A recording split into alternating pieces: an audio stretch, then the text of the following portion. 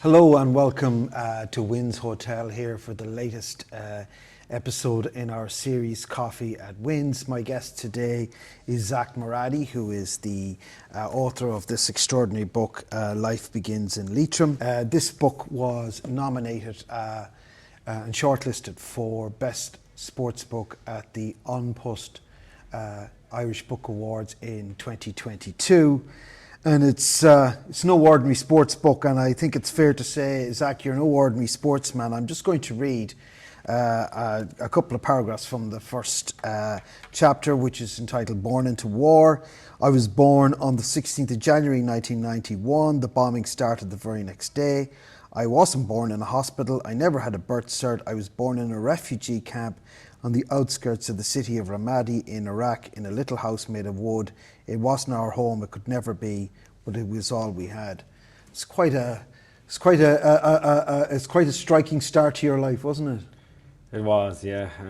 It has been a long journey, obviously, between where I was born and from where my parents have came from, and obviously they've gone through different lives as well in Kurdistan of Iran. And I was born in Iraq, in Ramadi, in a refugee camp there, yeah. It's nearly, every Kurdish person has his own history, you know. I always say every Kurd has, you know, we're going back, you know, even up to the 18th century, or going back 2,000 years ago, 800 years ago, you know, prosecution, genocide, ethnic cleansing, you know, we have been facing all, you know, everything, you know, chemical attacks, you know, only in 1988 we lost close to Saddam Hussein, we lost close to 6,000 people in one day. And even between 1980 to 88, a thing called Anfal campaign, 180,000 Kurds went missing, and these people are still not being found where they are. For our viewers here today, you are a Kurd, which means that even though you were born in Iraq, in Ramadi, and Kurdistan is that area. I think you describe it in the book as there are 40 million Kurds. You are the largest sort of nation in the world without an actual state. You are scattered in Iran, Iraq, Syria, and Turkey. Is not correct? Yes, right, yeah. So you have a homeland, but you have no state. Isn't that what you're saying? That's what I'm saying, and that's what you know. It's every Kurd's dream to have an independent Kurdistan, but unfortunately, we don't have any friends. Every Kurd you talk to, you know, they say we've no friends with mountains. We're surrounded by mountains, and it's the mountains that have saved us from a lot more killings and genocides. But in Kurdistan, unfortunately, we are the forgotten people, you know. First thing, when ISIS came, where did ISIS attack? Kurdistan. It says that we are the enemy of Islam, you know. They came attack us. But when we look at it, who funds ISIS, you know, if we listen to any of the Kurdish leaders, generals in Syria, the commanders and the people there in power in Kurdistan of, you know, Syria and Rojava, you know, they said they arrest people. They all have Turkish passport. They arrest them all. Where did you come from? Turkey. When Mike Pompeo, is that his name? Pompeo, yeah. Pompeo, sorry for my pronunciation. He has his book out now, and I'm starting to learn a good bit. And he says when he asked Turkey, you know, to fight ISIS, they wouldn't fight ISIS, and they were on their border. But when they asked the Kurds to fight ISIS, no problem. And they're a big NATO country, and the Kurds took them out. And all of a sudden they had a problem. They had a problem with Kurds living beside them. So the problem was they had no problem with ISIS living side by side. They had no problem funding them. But the problem is, I think the problem is Europe is the problem now. When you look at a bigger picture, NATO is a big problem. Like, Turkey should not be in NATO. You know, there is no democracy in Turkey. There is democracy for their own people. You know, but that's gone as well, because I've noticed that all they're doing, they're trying to Islaminize the whole country now. Now in Turkey, a girl is a friend of mine, she works here now, and she's Kurdish, she was in college in Turkey. She said when she was in Turkey studying there, she's doing her PhD over there, she could not speak Kurdish. She said if I spoke Kurdish, I was out. And she says now, she talks to her friends over there, they're Turkish. When she got her graduation, she told them, where are you from? She said, I'm from Kurdistan of Iran. And they're like, oh, we've no problem, of course, because she's already got her certificate and stuff like that. And then, so she said now when she talks to her friends that are from Turkey over there, now if they apply for a job, if they don't wear a headscarf, they won't get a job. It's a new system now in Turkey. You know. Yeah, So it used to be a secular-minded country. Now, you spent your first 11 years living in Iraq in a refugee camp, basically. Tell us the circumstances in which you ended up moving to Ireland. Well, so the circumstance, we couldn't really go back to Iran. I know a lot of people took risks. Yeah, your parents, it's important to say your parents were originally from Iran, isn't that right? Yeah, Kurdistan of Iran. We call, sometimes we tell people we're from Kurdistan of Iran because sometimes we tell a person they were from Kurdistan, there's like, where is that? Sometimes we add the Iran because then people will understand. So definitely in around 1980, so definitely when the war started, you know, they had everything. My parents had everything. They had a good life. They had a good life in Iran. The only thing they didn't have was democracy. They had everything. They had houses. They had a big farm. They had their, you know, when my dad had a car back then, you know, he was only 17 at the time when he had cars. You know, Brad driving a brand new Peugeot or whatever. It was luxury, you know. Yeah. But now I could even think about Ireland when I moved here. Too. Not many people had cars in Ireland even. There was only one in every couple of households. Yeah. And then, so they live in a luxury life. They had a great life. But the problem was democracy is the most important they didn't have. You could not criticize the Shah of Iran, you know, and they were devils, you know, as they say. But things haven't improved, you know. We always think Kurdish lives will get, you know, better, you know. But we'd say Kurdish lives matters, and you know, but it doesn't seem to matter to the rest of the world, you know, because anyway. So when the war started, they fled. You know, because Iraq invaded the province we were in, and about 50,000-60,000 people were told to move on. So everyone, whatever they had, they got onto their tractor, parent got onto their tractor. They were in Kurdistan of Iraq, so there's about 20,000-30,000 of them. Then the Iraqi government found out that these were Kurds. And they were like moving to, like Iraq already had problems with Kurds, you know? And they were like, oh, population of Kurdish is going to get bigger here in Iraq, you know? They decided, right, we'll move all these people, so put them all into back of an army truck, move them down to Ramadi, and they were putting into tents. So they were living in tents for about, I think, close to like 8-9 months. Yeah. You know, but same, they were living in tents in Kurdistan of Iraq for a while, for 8 months there, 3 months. They were moving around like, you know, never. They were kind of like, they were like travellers, kind of, you know, kind of moving, you know, nowhere really to settle, you know, but in a dangerous way of life because the war was on for 8 years, people firing rockets, you know. Sure. You know, my dad had lost friends in the war, relations. Sure. A lot of my mum's side were executed, and you know, and you know, and then they moved. So they lived there for up to 1986. Then. Yeah.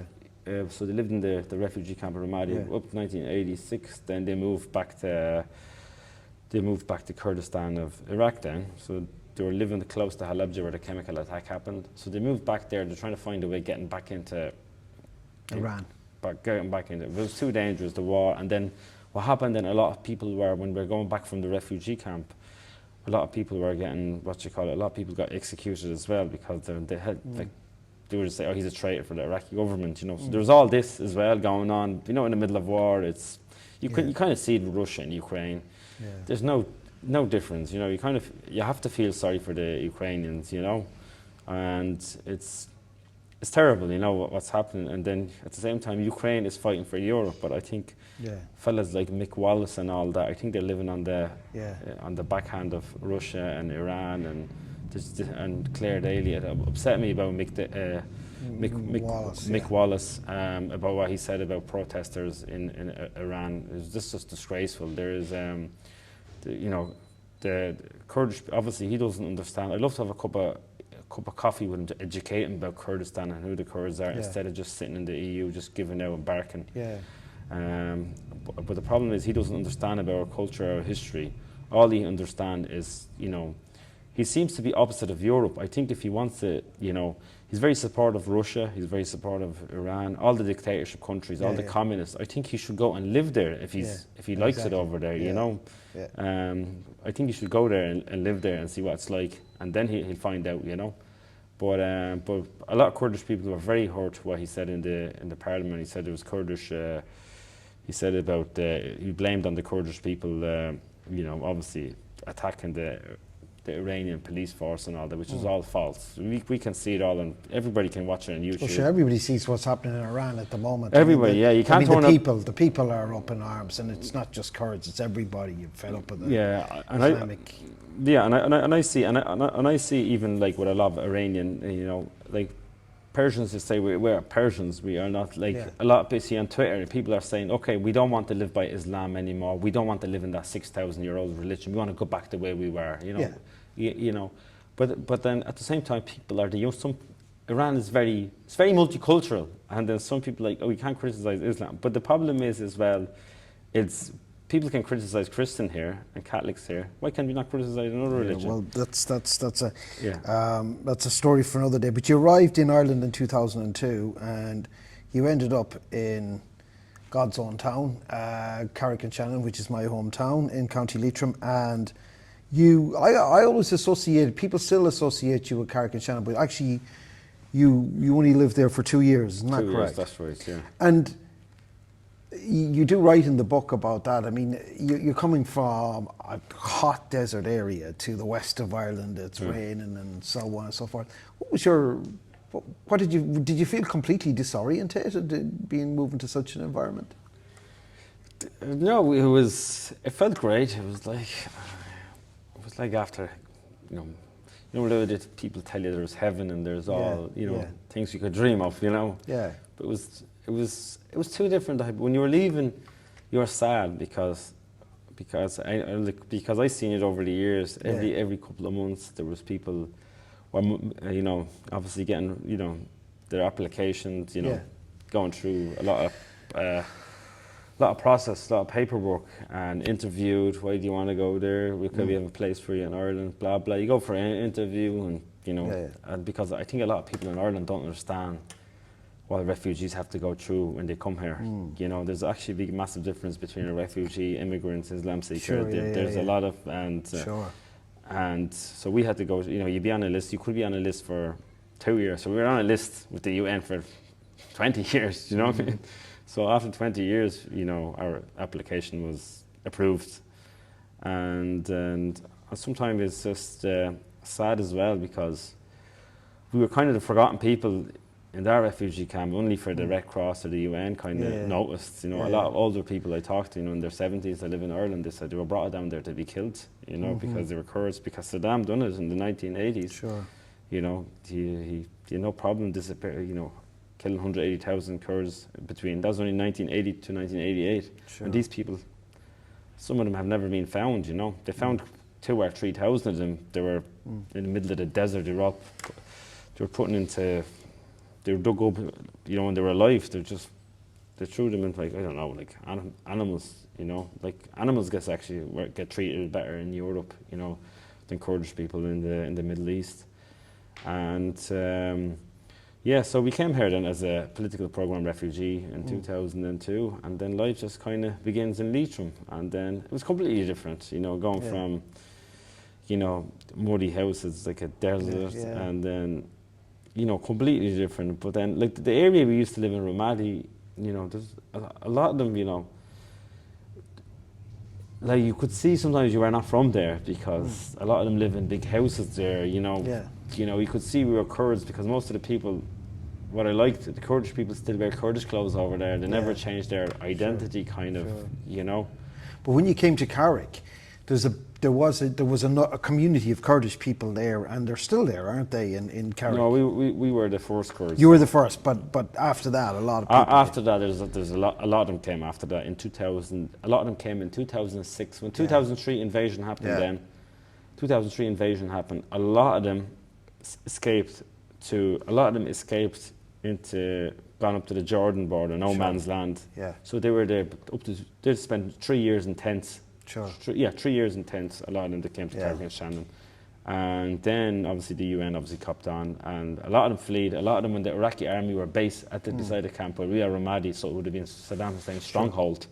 So a lot of army fellas didn't want to fight. Not everybody wants to fight. They're through in their cars, for Kurdish clothes to change and escape, so they didn't want to fight, and a lot of that happened, and a lot of people got cars, army cars, and they're just fleeing then. So a lot of them fled, and a lot of them, the people that were left in the refugee camp, flee to Kurdistan of Iraq now, and still have relations. They live there now. They've settled now. Right. After 30 odd years later, they had to spend a fortune to get their Iraqi passport, And they talk about democracy over there, and that's what kind of annoys me. People tell me, I talk to friends from Lebanese, Arab, Palestinians, you name it. They tell me, "Oh, we have great democracy." I said, "No, you don't. If you did have great democracy, you'd be living in Lebanon, in Palestine." Sure. I said, "You have no democracy." I said, "The reason I'm here," I said, "I have no country. My country's occupied because of you." And they're like, "No," but So this is the big problem in the Middle East, and obviously even the Irish government, we treat a Palestinian gets killed, we treat him differently to a Kurd. A Kurdish, because they slaughter us every day. It's no normal thing, that's normal. Yeah. But if an odd Palestinian gets killed, I could see the whole Sinn Féin on Twitter. Yeah, exactly. And I do, and I have friends from Sinn Féin, and I tell them, I'm like, I said, there's a Kurdish fella thrown off a farmer, two farmers, they're thrown off a helicopter in Turkey. They're in a helicopter, they're thrown off, and one of them survived, their own die. And there's all over the paper, all the Kurdish news and all. And I'm like, I sent it to him. I said, "Okay, can you talk about this in the Irish Parliament?" And now he's getting 15 years in prison. He can't even walk. He's paralysed, And the fellas they were driving the helicopter, they get away with it. They were like, "Well done," because at a young age in Turkey, they're taught to hate Kurds. And I know there's loads of Kurdish people from Turkey, from Kurdistan of Turkey, from Diyarbakir, and they live in Ireland. And they tell me they live in fear. No Kurdish people feel safe in Turkey. They're afraid to speak. There's a fella came over here, he's studying here now. He said he was playing professional soccer over there. And then they dropped him because they found out he was a Kurd. And another Kurdish person who's made a Turkish under-21 soccer team, was very good. And then he puts up a Kurdish flag. His contract was revoked, and that's the life we live in over there. But thankfully in Ireland, it's different, yeah. Ireland's different. It's, obviously Irish people and Kurdish people, we have the same history. We have the same occupation and so occupation on, and so language and so on. Yeah. And I could nearly, we could nearly go on for about 5 hours. We could never finish the conversation about Kurds and Kurdistan and where do we stand or where is, But to me, I could see probably a Kurdistan. Well, we do have Kurdistan. Kurdistan will always be there. Kurdistan was there before. If you're talking about a separate country, an independent country. Yeah, obviously in Kurdistan of Iraq, they have their own regional government. They have their own parliament. Kids can go learn Kurdish and they learn Arabic and English second, and it's flying, it's booming over there. And then in Syria now, they're kind of like Turkey could invade them, so they all have with their guns ready. So we don't know what's going to happen. And if that happens, we're going to have another 200,000 Kurdish refugees coming to Germany. There's over 2 million Kurds that live in Germany, and there's about 3 or 4 million. But what surprised me, no one has done a documentary. Go up to these Kurdish people. Why are they living here? No one asks. And how many are living in Ireland now? I think there's about 3,000 between all the four different parts. And you're the only hurler. How did you take up hurling?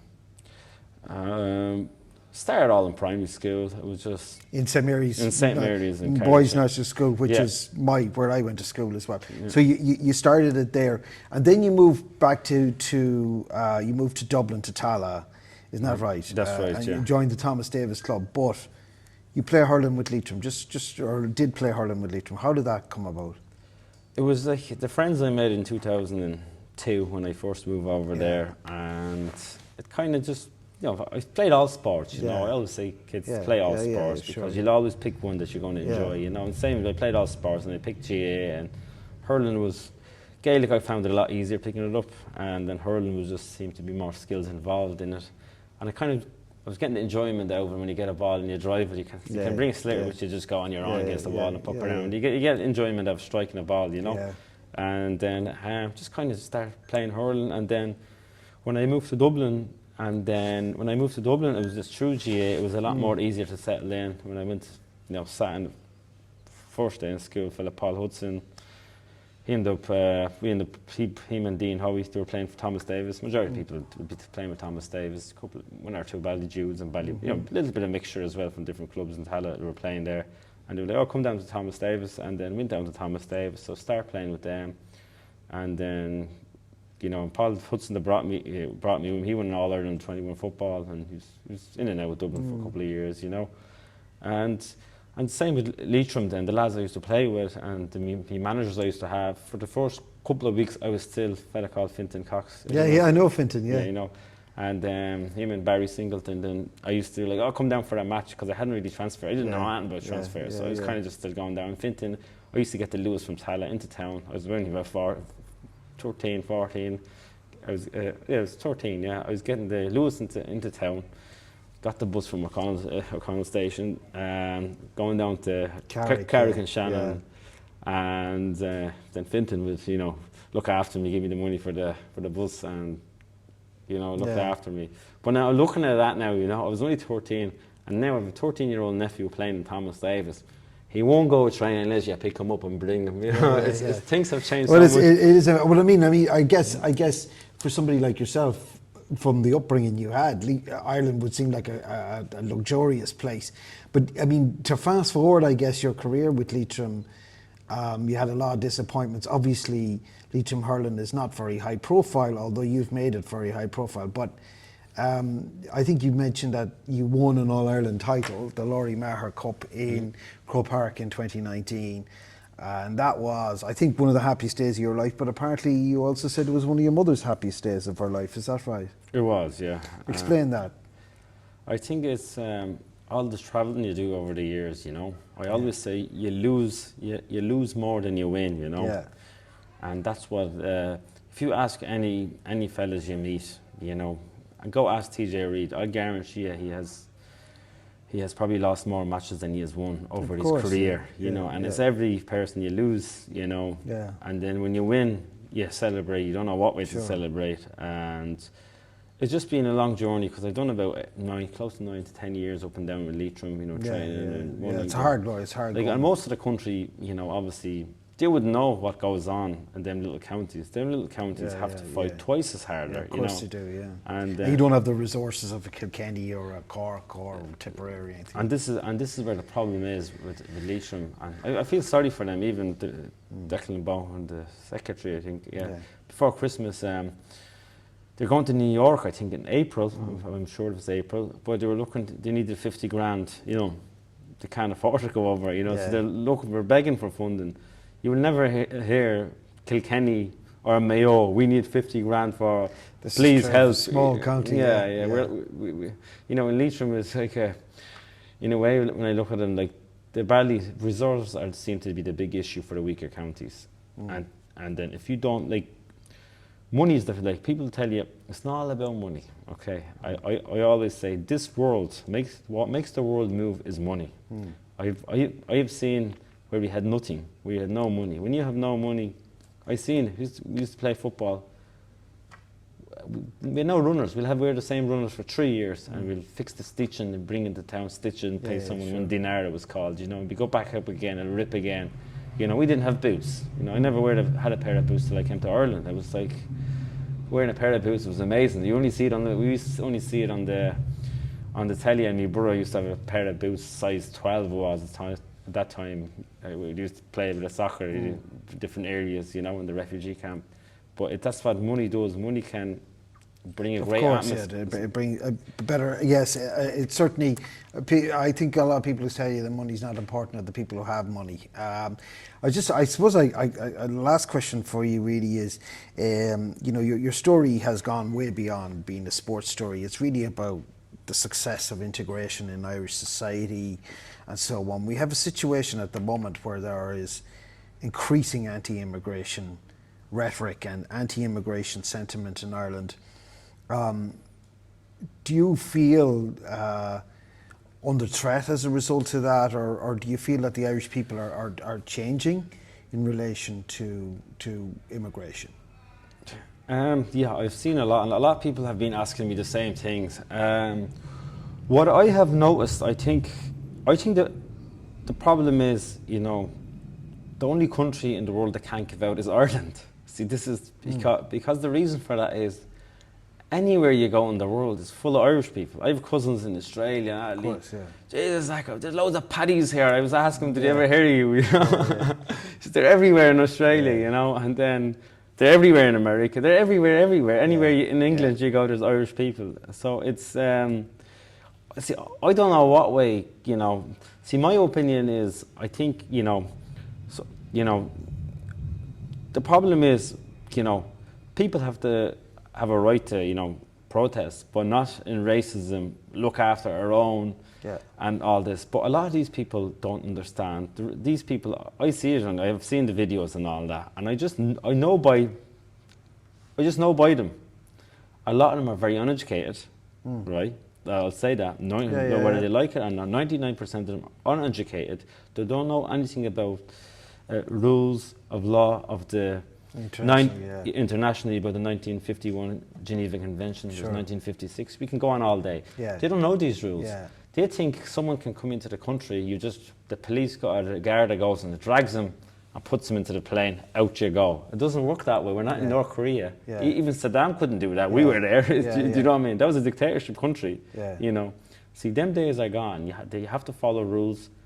You have to follow rules and laws. It doesn't. That's right. You know, and I think someone, you know, maybe, as I said, I think them people need to bring them all down, sit down, see what their reason is for protesting, bring a counsellor, bring a guard, and bring a solicitor, and bring someone from the European Union, and tell them we have to follow rules and law, and that's the only way, because they don't know, like, you know, it's like example Iran. Iran doesn't follow any of the human rights or the European or, you know, international, you know, Geneva Convention or whatever. So when someone protests, they just go, arrest them, torture, boom, next day, oh, he died of a heart attack, right? Sure. There's a reason why the sanctions on them, the country is crippled, right? Right? So this is what happens. So, like, the only country can do things, you know, someone comes to the country, just drag them and send them back. It's dictatorship countries. It's the only country you do that. And the only way we'll solve, if people think it's, you know, there's too many people, we need to do that. But the problem is the Irish economy is huge, right? It's huge. I was in Tala Hospital with my mother last night, and I'm looking, all the staffs are from Philippines. They're all, you know, it's completely, you know, and then people are giving out, and I'm like, well, you know, when you look in the hospitals, when you look at all the doctors, they're all from, you know, I guarantee 50% of them are not from Ireland, and just, when I was in Tala Hospital. So, at the same time, whether we like it or not, the world is changing, because it's very easy to travel, you know, and it's changing. It's same, an Irish person, you know, they have no problem. Oh, recession hit over in Ireland in 2008 and 9, you know, around 2011. I remember a lot of my friends went over, I'm going next week to Australia, course, you know, and they went, right? And people say, oh, well, they're going over to work. But not every Irish person works in Australia. No. Yeah, do you know what I mean? Well, I personally, I think the people who give out about it, immigrants coming to Ireland, have never actually lived abroad themselves, and if they did, they'd take. Or they don't know their own. My opinion, or they don't know their own history. They don't, or they have a distorted view of their own history. Yeah, and then sometimes you get one or two far rights or racists that are, you know, look after our own. Like, I don't know any refugees that have been that has been looked after, you know, before an Irish person. They're all putting into, they're all intense, they're all putting into these direct provision. If you're not asking an Irish person, does he want to live in it? They won't. This is the reality, you know. And I've seen, look, I think the problem is with the government, they need to, because now the attention of the media is all on the them canty. They're getting a lot more attention. Attention then. But at the same time, I always say, in the world, we all need each other. It's whether we like it or not. It's like, where does that, like, all these cars are moving on the road, all the clothes we wear, you know, I say, if you look at your trousers, probably made in Bangladesh, you look at your top, is made somewhere in the Middle East, and then you look at your watches and made in America, or the chip part is made in China. So, you know, we all need each other, and that book is probably printed, God knows where it's printed or where it's, but it's the way, you know, God knows where that sugar is coming from. It's not coming from Ireland, anyway. Yeah, it's not, you know. I know one thing I'll tell you, the Guinness is from here anyway, you know. That's it. A lot of time with this situation, it's Irish people have to realise as well. I know they're giving out the 70,000 Ukrainian here, we can't look after them. Ukraine, at the same time, are fighting for Europe. They are, yeah. They're fighting for your democracy, you know. Because the minute, you know, if Russia gets into take Ukraine, the next thing Romania, you're next, and they start interfering in Irish elections. That's what happens. When certain countries, you see it with the big power in China, in America, you know, that's what happens, you know. It's people have to be careful what they choose for. What they wait for. Yeah. Well, Zach, it's been absolutely fascinating speaking to you, and thank you very much, and the best of luck with your book. Life Begins in Leitrim. It's a fascinating read. Thank you. Thanks very much.